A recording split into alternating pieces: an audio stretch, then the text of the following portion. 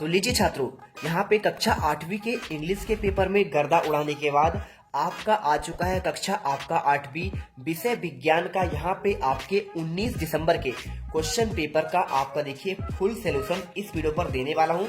पूरे के पूरे देखिए आपके इसमें 26 क्वेश्चन है और 26 के 26 क्वेश्चन के आंसर चलिए आपको यहाँ पे दिखाते हैं। आज आज अभी अभी हाँ।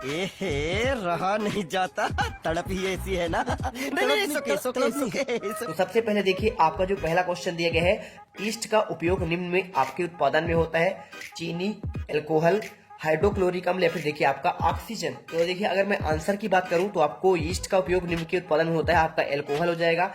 निम्न पदार्थों में से सबसे पहले कौन जलेगा? पेट्रोल, लकड़ी, लोहे की छड़ या फिर आपका देखिए गत्ता। एक नंबर का तो आंसर देखिए आपको इसमें पेट्रोल आपका सबसे पहले जलेगा।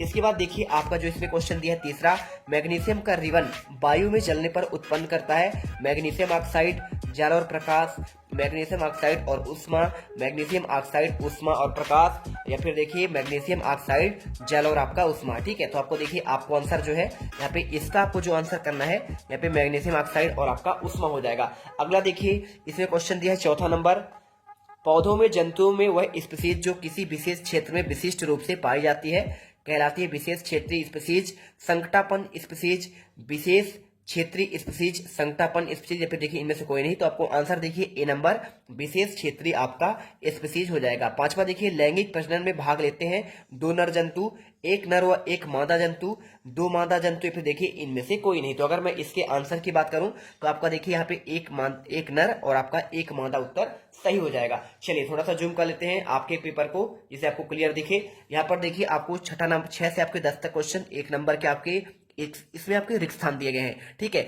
तो अगर चैनल पर पहली बार विजिट कर रहे हैं तो जीत मिडिल क्लास को फटाफट सब्सक्राइब कर लो, क्योंकि इंग्लिश के पेपर में बिल्कुल आपने यहाँ पे धुआं उड़ा दिया है, गर्दा उड़ा दिया है। तो चलिए यहाँ पे अगर आप जो है ना इस वीडियो का आपका टारगेट रखते हैं 1 की आपका लाइक का, फटाफट लाइक करिए। बढ़ते हैं देखिए, कास्ट कोयला वायु में चलकर कार्बन डाइऑक्साइड और क्या उत्पन्न करता है? देखिए सिंपल से क्वेश्चन है, आपका यहाँ पे उत्पन्न करेगा आपका उष्मा। ठीक है, तो आपको जो है यहाँ पे उष्मा करना है। इसके बाद देखिए आपको इसमें उष्मा के साथ प्रकाश भी यहाँ पे ऐड कर देना है। ठीक है, प्रकाश भी ऐड कर दीजिएगा। इसके बाद देखिए आपका जो है जिन पदार्थों का ज्वलन ताप डैश होता है और ज्वाला के साथ सरलता पूर्वक आग पकड़ लेते हैं ज्वलनशील पदार्थ कहलाते हैं। तो देखिए सातवें का आपको जो आंसर है यहाँ पे आपका ज्वलन ताप जिसका कम होता है। ठीक है, आप आंसर इसमें कम करिएगा। इसके बाद देखिए कागज बचाने का आपका अर्थ क्या है? तो देखिए आपका यहाँ पे सीधी सी बात है, अगर आप देखिए कागज को बचा रहे हैं तो मतलब आप पेड़ों को बचा रहे हैं। ठीक है, तो आप यहाँ पे जो है पेड़ों को बचाना, वह निषेचन जो माता पिता के शरीर के अंदर होता है उसे कहते हैं देखिए आपका आंतरिक निषेचन कहते हैं। ठीक है, आप इसमें मात्र आंतरिक लिख दीजिएगा, यह आपका सही आंसर हो जाएगा। लड़कियों में मासिक धर्म का चक्र की आपका जो शुरुआत होता है क्या कहलाता है? तो इसका आंसर देखिए आपको इसमें मेनार्च आपको जो है इसमें लिख देना है। ठीक है, आपको मैं दिखाऊंगा, बिल्कुल टेंशन मत लीजिए। देखिए आपको ऐसे लिखना है में और इसके बाद ना ची, ये देखिए। ठीक है, इसके बाद देखिए आपका अति लघु उत्तरीय क्वेश्चन आते हैं। इनमें आपको दिया गया है शिशु एवं बच्चों का टीका क्यों लगवाया जाता है? तो चलिए आपको इसका आंसर आपको प्रोवाइड कराते हैं।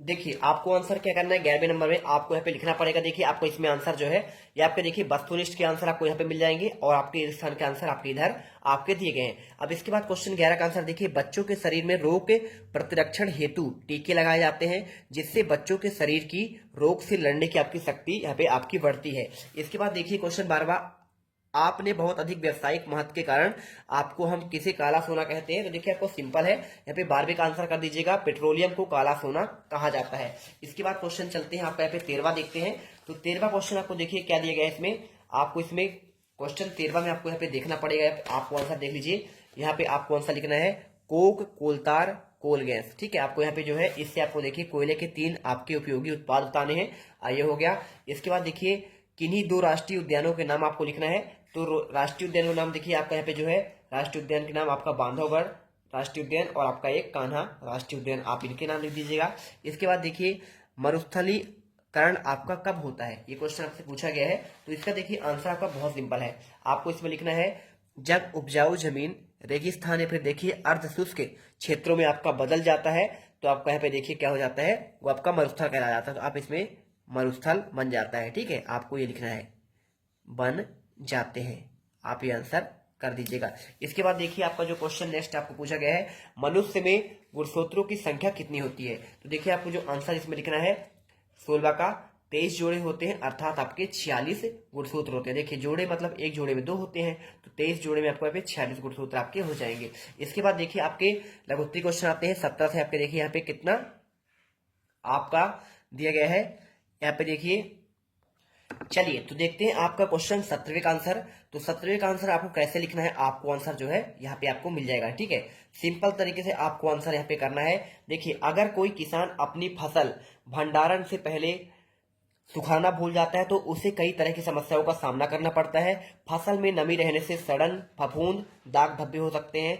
अनाज में कीड़े चूहे सूक्ष्मजीव लग सकते हैं। अनाज खराब हो सकता है, संदूषित हो सकता है। अनाज की मात्रा में कमी आ सकती है और अनाज विषाक्त पदार्थों से आपका दूषित हो सकता है। इसके बाद देखिए 18वां, रसोई गैस को जलाने पर आवाज नहीं होती लेकिन पटाखों को जलाने पर आवाज होती है, क्यों। तो देखिए आपको आंसर लिखना है, रसोई को जलाने पर आवाज नहीं होती लेकिन पटाखों को जलाने पर तेज आवाज होती है, क्योंकि पटाखों में मौजूद केमिकल रिएक्शन के कारण अचानक बड़ी मात्रा में गैस बनाती है और पटाखों में potassium nitrate, aluminium powder, sulphur का मिश्रण होता है और जब पटाखे जलाए जाते हैं तो इनमें मौजूद केमिकल रिएक्शन की वजह से अचानक बहुत ज्यादा गैस बनाती है और इसी वजह से हवा में तेज आवाज होती है। इसके बाद देखिए आपका क्वेश्चन 18वां आपको जो दिया गया है, इसमें पूछा गया है रसोई गैस को जलाने से, देखिए हो गया ना। 19वां देखिए, एक प्रयोग में 405 केजी ईंधन को पूर्णतः दहन किया जाता है। तो इसे देखिए कैसे हल करेंगे, सिंपल सा आपको आंसर है यहाँ पे। देखिए आपको यहाँ पे आंसर ये इस प्रकार कर लेना है।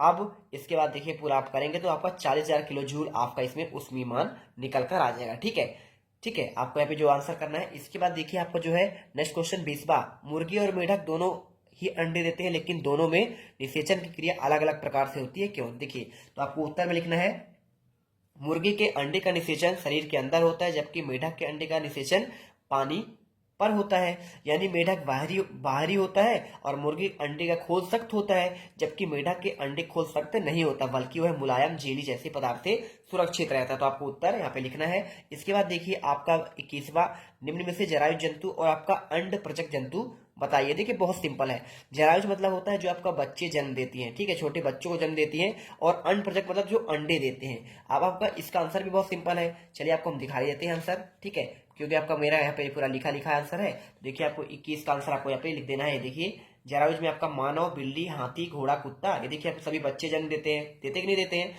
देते हैं ना। और अंड प्रजक देखिए मुर्गी हो जाएगा, सांप हो जाएगा, चिड़िया, कौवा, बतख और शुतुरमुर्ग, ये देखिए आपको क्या करते हैं, ये अंडे को जन्म देते हैं। इसके बाद देखिए आपको जो है 22वां आपका लिखा है, वायुमंडलीय दाब किसे कहते हैं, ये क्वेश्चन आपको लिखना है। तो देखिए वायुमंडलीय दाब के बारे में आपको कैसे लिखना है, इसका आपको जो है ये आपको लिखना पड़ेगा। देखिए यहाँ पे ये आपका हो जाएगा वायुमंडलीय दाब का आंसर।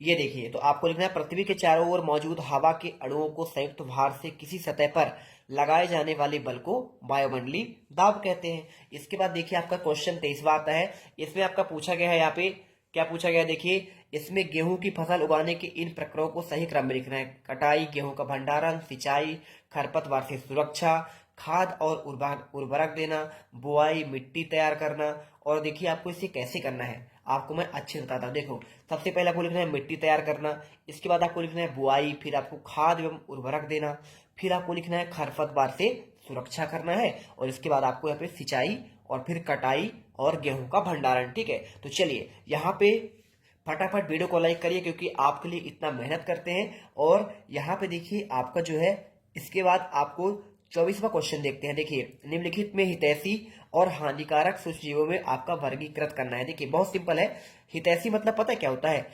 हितैषी मतलब होता है कि जो हमें नुकसान ना पहुंचाए। तो इसमें देखिए आपका जो है नुकसान कौन कौन नहीं पहुंचाता है, आपका यहाँ पे ईस्ट नहीं पहुंचाएगा, लैक्टोबैसिलस नहीं पहुंचाएगा, राइजोबियम नहीं पहुंचाएगा। लेकिन हानिकारक कौन कौन से, देखिए मलेरिया आपका हानिकारक है, बुखार आता है, परजीवी से देखिए बहुत सारे आपके रोग हो जाते हैं, और रोटी का फफूंद भी आप पे नुकसान करता है। तो आपको आंसर जो है 24वें का आपको ये लिख देना है। इसके बाद देखिए आपका दिया है 25वां, संतति का लिंग निर्धारण किस प्रकार होता है, विस्तार से आपको समझाना है। इसका आंसर देखिए आपको यहाँ पे पूरा आपको दिया गया है, मैं आपको पूरा आपको दिखा देता हूँ। ये देखिए सबसे पहले आपको जो है ना लिंग निर्धारण करने वाला सबसे पहले तो आपको ये चित्र बनाना पड़ेगा। इसमें देखिए जनक, आपका ये नर है, नर में आपका जो है गुणसूत्र होता है एक्स और वाई होता है, मादा में आपका दोनों एक्स एक्स होता है। अब देखिए एक्स का एक्स, ये आपका एक्स यही सेम सेम है ना, एक्स और वाई, और ये देखिए एक्स और आपका एक्स दूर दूर। अब इसका देखिए क्रॉस होगा, क्रॉस होगा अगर देखिए इसमें एक्स के साथ आपका एक्स मिलेगा तो यहाँ पे लड़की हो जाएगी यानी मादा भ्रूण होगा, इस एक्स के साथ आपका एक्स मिलेगा तो भी लड़की होगी।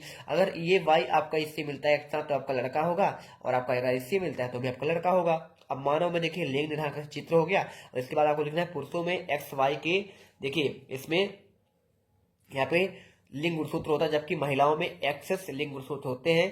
पुरुष एक्स और वाई गुणसूत्र का योगदान कर सकता है, और जबकि महिला में अपने एक्स गुणसूत्रों में से एक का योगदान करना होगा। मादा अंडे में एक्स का गुणसूत्र होता है, इसलिए यदि एक्स गुणसूत्र वाला नर युग्मक मादा अंडों के साथ संलयन करता है तब आपका मादा बच्चा होगा। अब इसके बाद देखिए लास्ट दिया है पहाड़ों में वायुमंडलीय दाब क्यों कम हो जाते हैं, कारण बताइए। तो देखिए आपको लिखना है ऊंचाई बढ़ने पर वायुदाब कम हो जाता है, जिससे अणुओं के टकराव की गति कम होती है। इसके कारण तापमान कम हो जाता है। जब आप पहाड़ों की ऊंचाई पर जाते हैं तो वायुमंडलीय दाब कम होता है, क्योंकि वायु शोषण कम हो जाता है, और वायु शोषण की कमी कारण वायु की घनता का कम हो जाती है। तो देखिए आपको इस प्रकार देखिए पूरे 26 के 26 क्वेश्चन के आंसर आपको प्रोवाइड करा दिए गए हैं, और आई होप अब आप जो है ना पूरे 60 में 60 नंबर आसानी से ला पाएंगे।